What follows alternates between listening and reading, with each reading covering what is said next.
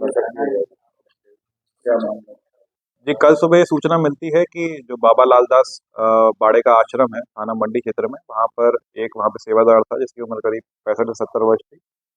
उसकी रात को किसी ने उसके सर पर चोट मारकर उसकी हत्या कर दी। तुरंत ही वहाँ पे हमारी स्थानीय पुलिस उच्च अधिकारी और फॉरेंसिक की टीम पहुँचती है। अ, वहाँ पर रात को पूछताछ में ये पता चलता है कि 3 से 4 लोग ही हैं जो वहाँ पे आश्रम में रहते हैं, जिसमें से सबसे ज़्यादा शक और जो संदेह जा रहा था वो एक राजू नाम के व्यक्ति पर, जो आज से कुछ 6 से 7 महीने पहले वहाँ पर बाबा बन के रहने लगा था, उसपे संदेह जा रहा था।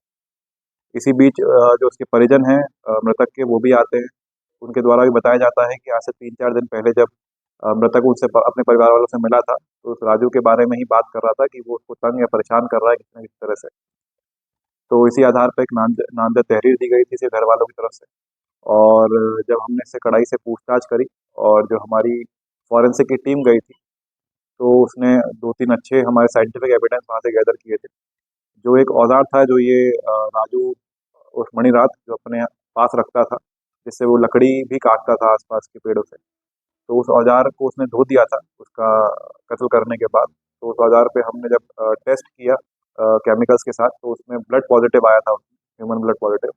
तो एक ये हमारा आधार बना जिससे हमने इससे पूछताछ करनी स्टार्ट की। उसके बाद इसके जो हाथों का स्वैब था मुलजिम के, उसका जब हमने लिया तो उसपे भी ह्यूमन ब्लड पॉज़िटिव आया था।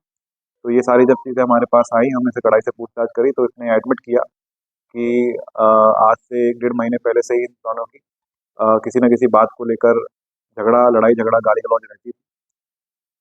यही बताया जा रहा था कि दोनों ही नशे के आदी थे और नशे में आकर भी लड़ाई-झगड़ा करते थे। इसके द्वारा ये बताया गया है कि वो जो बहादुर था, जो सेवादार था, जो मृतक था, उसके द्वारा मंदिर आश्रम के प्रांगण में कुछ मीट या शराब का सेवन किया जाता था, जो उसको पसंद नहीं था। इसी कारणवश उसने उत्तेजना में आकर उसका मर्डर कर दिया।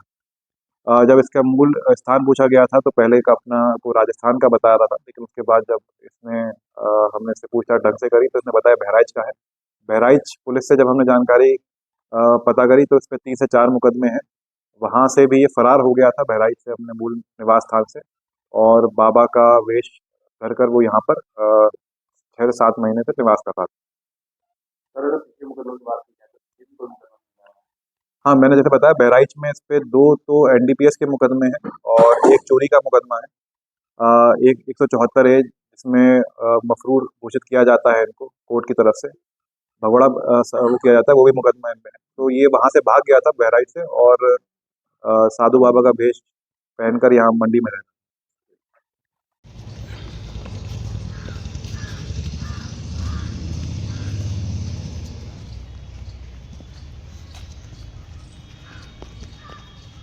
ये गए सब कहीं पूरी दुनिया में घूमे हुए हैं। पूरी दुनिया में? हाँ जी, बाबा बन गए तो पूरी दुनिया में घूमे। नहीं, लेकिन मुकदमे तो अभी के थे, 3-4 साल पहले ही हैं। अरे जी साहब रहने वाला कहाँ वहीं है? वहीं का है, यूपी का।